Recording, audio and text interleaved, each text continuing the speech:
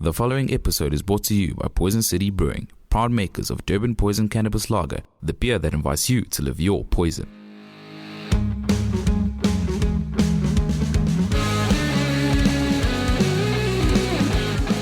So today, you got myself, Nasiphi, and you've got Andile, who are going to be your hosts today for the show. Yeah. We're excited to have you on and to finally do this interview, as it's been a long time coming, and we're super excited to have you on the show, bro. So just let the people know who you are, what you do, and we'll basically take it from there. I'm also happy to have this interview with you all. My name is Tido Dandy, all the way from New Orleans. I'm a rapper, hip hop artist, a songwriter. Yeah. And when you say that you're a rapper, G, how long have you been doing this for, man? When did it all start for you? I was rapping from the age of 11. I think I was in grade 6, I think. Then I dropped my first song when I was 13. It's more than 10 years I've been rapping. Yeah, so when you started rapping around grade 6, who were your biggest influences? 50 Cent. Even now, I still look up to him. He inspired me like to get on this thing, rap music, and like started writing my own songs. So as you were starting out writing these lyrics and listening and being inspired by these big guys, were your family members supportive of the type of thing you were inspired to do now? At first they didn't, but now they do. Now they're supportive. At first they didn't, especially my father. But I understand from his point of view. When your father was not supportive at that age, were you like, I want to do music as a hobby because I'm loving it, or were you like, nah, when I finish school, I want to be an artist like fully? It wasn't a hobby, dog. Like I knew from the day I started doing my own songs, this is the thing, this is my life, and this is the way I like to live. It's no offense, but I don't like working for another man. Like I like, because I know I've got a career and I'm talented. I believe I should work more on that. So from day one, I knew this is what I wanted. I wanted to be an artist, and my father didn't like that. Yeah. So when you say that you mentioned there that you don't like working for another man, and this is a career for you, and considering that we're in South Africa at the moment, how sustainable is it coming from someone who has made this a career, someone who doesn't need a 9 to 5 from, or doesn't need to work for anyone? How would you say it's been, sort of being a hip hop artist and having this being a sustainable career? Has it been sustainable for you? No, it depends, man. But I say that because like I believe if you work for another man and you don't like you go to the like the work, you don't feel comfortable, and like you work but you're doing something you don't like. I believe you should do what you like so you don't feel the work. Yeah, so basically, if we're looking at, the young people who are looking up at artists like yourself, who are doing hip hop and are basically saying that it's always best to just do what you love and all that, financially for them, what advice would you give them, considering that the South African market is a very difficult one to sort of penetrates as a hip hop artist, because the people that are eating are mainly the people at the top who are getting the gigs, who are constantly on TV, who are constantly on the radio. So for you as a person who decided, I'm not going to work, I'm going to make this a full-time thing, as a person who is good at their craft and is trying to reach out to even more people, what advice would you give the youngins in terms of how to sustain this and make it a financially viable thing? How do you keep afloat from month to month in terms of finances as a hip hop artist? You must put your soul and tears on it, dog. You see? And you must use what you got. You see, a lot of artists, a lot of rappers, you can hear them complaining about studios, about fancy studios. I know I'm not getting that much of money, so I won't waste money on like going for fancy studios, shooting for fancy videos. Use what you got, and eventually someone will see your talent or you see the wave and you'll jump or she will jump on it. And you must always be consistent. Go to studios, try to make songs, record your music and release your music. Don't just record music and keep it in studio. No one will listen to the music. You must record and release the music. I want to find out, bro. let's say at the stage where you weren't making money from the music, how were you able to then produce a product that is in a level that'll get you to get the money? Because I feel like you should have some sort of financial backing to package your product in a way. You know, how were you getting the money before you started getting a bit of cash from the music? My mom used to support me a lot. She used to give me cash to studio, and I used to the side grinds too. The side grinds at the shops, get the cash and go to studio. You know, when you're working there, you're not there forever. You're just there for the cash so you can keep the thing moving. So it would be advisable to then maybe have a A side side job grind. that you do along with making music. Is that what you're saying? Yes, No, you that have that to have a side grind. You have to get the money because nowadays, like when you're there, like when you're on a push of music, I won't lie, you do need capital. We pay for the promoters, like to promote the songs when you drop the songs and for the videos. And now it's not like when we started. Studio time used to be 50 rand those days. Now a studio session is 300 rand. So Mhm. you need a side grind to push your music. So with you, as a person who's been doing this for 10 years now, that's a very long time Yeah. for someone to be doing something. People may even consider you a master of your craft, considering that you've been doing this for 10 years. So, for you, what sort of keeps you consistent? What keeps you going? My family, my friends, but mostly myself. I believe in myself and I don't give up easily because I know one day you will come right. It's only a matter of time until it happens. But when you say that, I know that one day it will come right. Is it not all right at the moment? What is the definition of one day it'll be all right? Where is it that you want to see yourself? Then consider yourself to be in a place where you're all right at that point. Yeah, when I'm financially stable, when my music is paying me well, like I don't really like care about the fame. As long as my craft is pushing and I'm getting money off it, and I'm able to support the family and support the grind as well. So Mm, that's my one day when I'm financially stable. mm. Okay, so what are some of the challenges that you faced in the 10 years that you've been making music? Like I said, a studio sometimes can be expensive. Like I remember one year I recorded like 2 songs in one year. I didn't have money to go to studio. I couldn't even record because I was supposed to drop an EP Mm. in like 2 years. But I keep pushing. I keep pushing the EP, and I dropped it last year because I got the side man. And switching up, niggas switching up on new niggas. You trust niggas I've worked with, but through that, I didn't back down. I still did my thing. Went to studio, did my videos, did my songs, keep my grind, and now things are coming slowly, and hopefully, uh, next year they'll be better than this year. The switching up, bro, was it not because of girls? Some of it, dog. So you guys were fighting over girls. No, dog. I don't know. Niggas were fighting over cars, dog. No, I don't fight over cars, dog.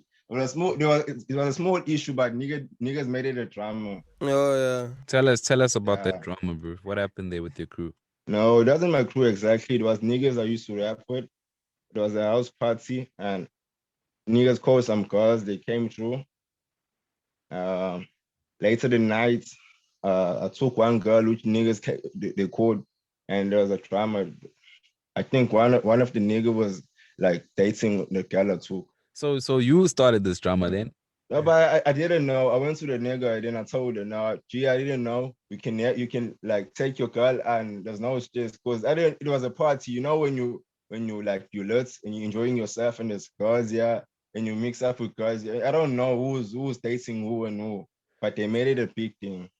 Yeah, man, it's crazy. It's crazy the things that happen. It's just very weird that all of this boiled over to the music making side of things.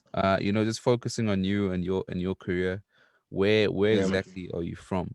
I'm located in Newlands West. Yeah, and how would you say the music scene is that side, especially the hip hop scene, considering that you guys already have some Yeah. some great artists that side? I scored our online. Niggas are supportive. The artists are pushing each other. The talent is there's too many talents this side. The artists they're pushing and we're supporting each other. That's one thing I love about Newlands artists. Have you worked with any other Durban artists? Yeah, I've worked with a group called Carry SI from Pinetown. MC Reggie, Retro. I just dropped a song with Retro. We used to go to the same high school, Retro, me and Retro, in 2013. But I didn't know he was a rapper at that time. And when I met him in studio in Musgrave. I was recording a track with MC Reggie that time. He sent me his songs, gave him my songs. And last year, and I gave him a beat last year. I told him we should like do a song together. And this year, for January, like we went to the studio. It was my first time writing a song in studio. He told me, "No, let's do it. Let's go to studio and play the beats and let's record the song." The jam came nice, and the song is like doing so much. It's pushing, and it's also in my EP that I'm dropping this year. Oh, so that EP that you're gonna be dropping in 2021, I'm pretty sure your fans are super excited about that one. So just tell us a bit It, more about that one. You know, how many tracks is it gonna be? We know Retro is yeah, gonna be featured as one of the features on the EP. Do you have anyone else yeah, that you've featured? How long did it take you yeah, to yeah. make this whole EP come together? You know, just dive in on it. I'm also super excited about it. Yeah, I won't lie. I can't wait to drop it. It Mhm. is Retro. There's Trevor Anderson. There's also the I Never Knew, and there's 10 songs on the EP. Uh, it took me 8 months because I dropped an EP last year June. Mm. After I dropped the EP, I just got an inspiration like I need to do another EP. I took the inspiration from the EP I dropped last year because the EP I dropped last year it was my first EP, a Dandy Word EP. I was like basically introducing myself to my fans, who I am. And when I was doing the EP, like I've gained a lot of experience in like how to handle songs, how to handle the whole project. And I got that I got the inspiration to say I should drop the EP with 10 songs, and the title of the EP is the Composure EP. Why did it take Yeah, you 9 years to introduce yourself to your fans? I won't lie. Sometimes I was playing around too because I did music and I used to like I played around, things we do, but got myself back and I went back to studio and recorded. Because the 2 years, I think I was not doing music. I was focusing on the bad things, but I grew and went back to the music. I didn't want to rush people with a party of work. Even when I dropped my EP last year, Yeah. I dropped 2 singles in a row. Then I dropped the EP. You mentioned you were focused on bad things. Or what type of bad things? I used to party a lot, dog. Yeah. I used to party a lot, and that time I thought I was cool, but I saw that everything, even the music, I lost the focus on the music because weekend to weekend, all I thought about that get bad is we go to the like 2 hours parties. Would you say that you've taken those 2 years where you were just going all out and partying? Would you say you've taken a piece of that and it has sort of shaped you to be the person that you are today? Can we expect some of those elements that you went through and and the lessons that you learned during that time to also make an appearance or have an influence on the music that you make? Hopefully, Doug, hopefully it can. But those 2 years I went through, like I learned a lot, and uh, in the songs I'm gonna do, I will talk about it. Are there any Durban artists that you'd like to work with in future? Like artists that you got your eye on and be like, oh, this guy is dope. Or PA Oh, Fagalo Eyes. Yeah, I was supposed to do a song with the homie, but what's the number and Baba nje yabo what the was cool million I went to them. What one thing that I feel is very important in order to know who someone is to dig deeper into their name. So what is it behind your particular name? Is that like a nickname? How did it come about? Yeah, you can say it's a nickname Elakanjwa until XM McDal. When you're dating someone and like kube khona amagama efuna ukubiza ngalo and wafika wathi, you know what, I want to call you Tido, ngifuna ukubiza kube yimina ngedwa ukubiza ngoTido, and ngiyabuza why Tido, and he told me no, Tido it's a boy's special name, a creative boy, and he told me that, and I liked the name. And when I started rapping, and I was looking for a stage name, and Tido just came through my mind.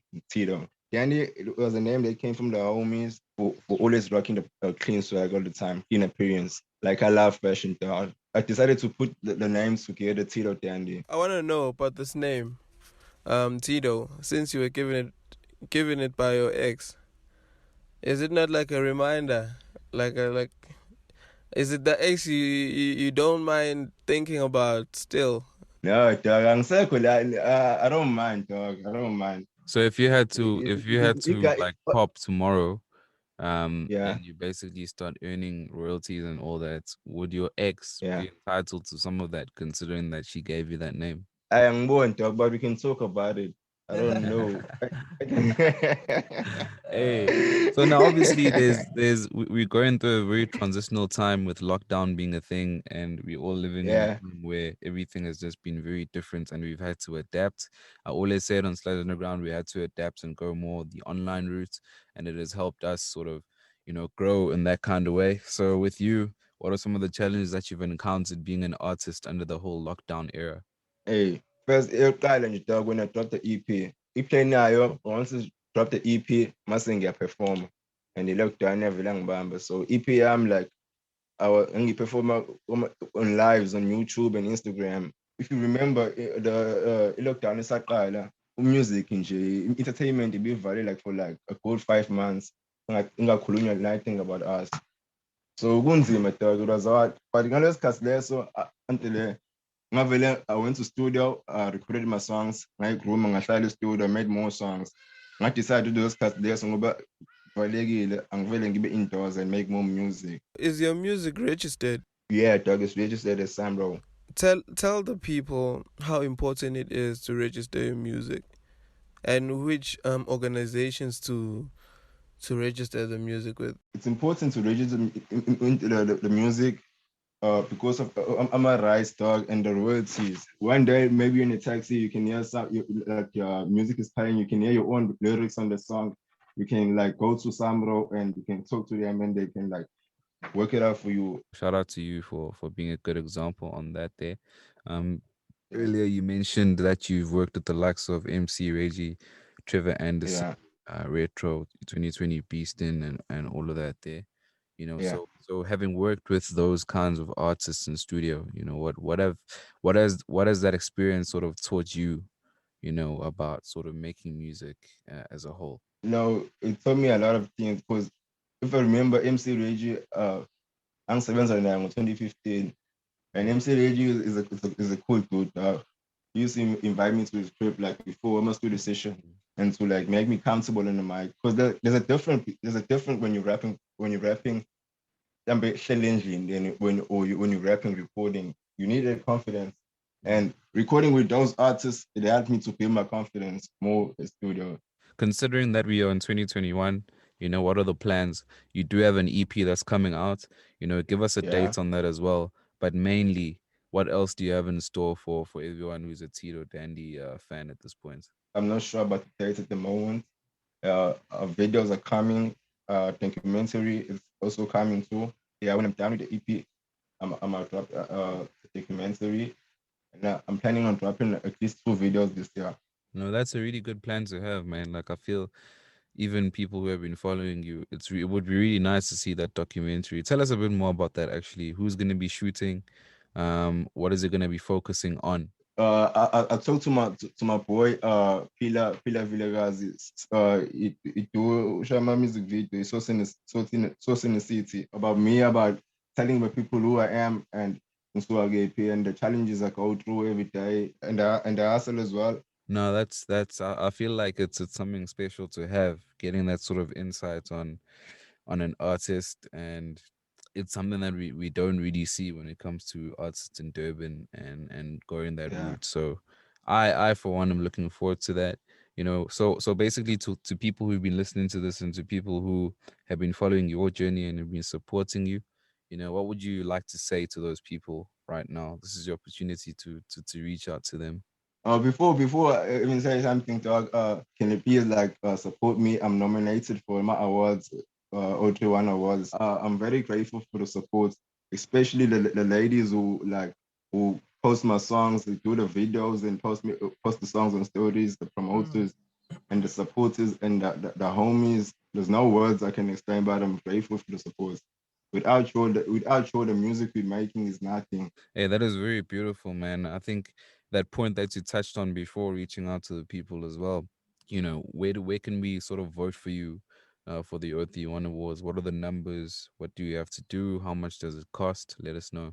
SMS to 3502903 Tido Dandy. Shout out to the Sludge Underground that's alternative for inviting me to this interview, dog. I'm grateful. I'm honored to be part of the interview today. And Oh, shout out to the homies for the support and the homies I'm working with on the EP. oh no, yeah, that is solid, my bro. We like to thank you as well for reaching out. We always appreciate, having a conversation with artists in general and just listening to their craft regardless of where they are and where they're from. So you always learn something from everyone you meet. So it's been a real honor for us, and I think it Thank would you. be best for us to just let the people know where they can get in touch with you on social media if they want to reach out. What are your handles? What are your emails? Give us Oh, everything. well. My email address is tidodandy22@gmail.com. Instagram account at Tido Dandy World. And for Twitter too is Tido Dandy World. Facebook is Tido Dandy Kuala. And obviously, if you're listening to this episode, you're tuning in probably on SoundCloud, Apple Music, or basically Spotify. We are at Sludge Underground Podcast, and obviously on social media, Instagram at Sludge Underground, Facebook at Sludge Underground, on Twitter at Sludge031. As for myself, it's at Zwane031 on absolutely everything. Andile, who are you online? Facebook, I am Andile Mathonsi. Instagram, it's at Lunati_drops. Twitter, it's at Lunati_drops, and the Lunati has a double I.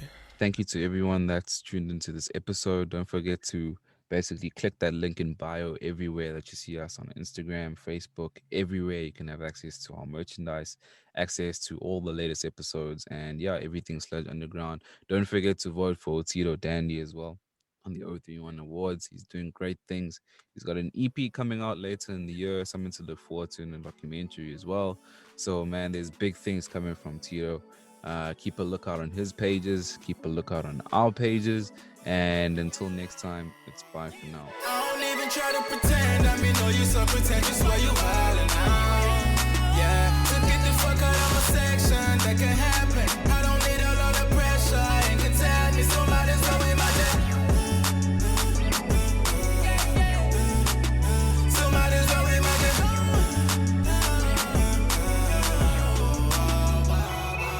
Baby girl, call my phone and she trippin'. And all these girls on my phone, they be pimpin'. Got my eyes on the money, I ain't sleepin'. Working till it's late, why you wildin'? Don't really get it, my nigga. Why she trippin', my nigga? Every day I'm on my grind just to shine. And mama at the crib, she be proud. I'ma make it to the top, ain't no doubt. Vela vela, baby girl, you chillin' with the dandy gang. Gane kalanga msazo, pate kandi muzo nagalo. When I fall in love, full of love, mega low. Don't really get it, how you let your friends tell you what you do. I'm a fiend to you, I'm selling shit as it is. Want you to mind, my love is way above in the music set. Sabella, I'm harmless, trust someone do you wrong. Dandy in the cut, it's time to sing along.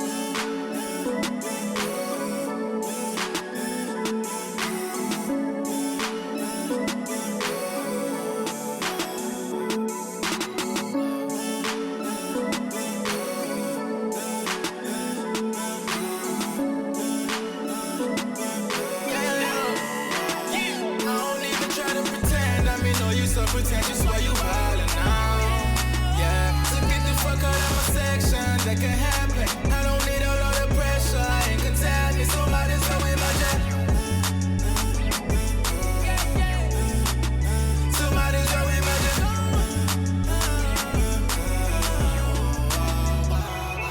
Sipping on this heavy drink, I'm trying to get you with this page, baby, son, so elevate. You ain't gotta hesitate, you just gotta feel the taste of me. I will live my dreams, you just gotta keep it real. I'm a G, I'm a man on my word, put in work, ain't no time to be sleeping on dirt. I mean, I tell her that I love her and she know, but she insecure, like I'm about to break the law. That's that's why she be on my telly.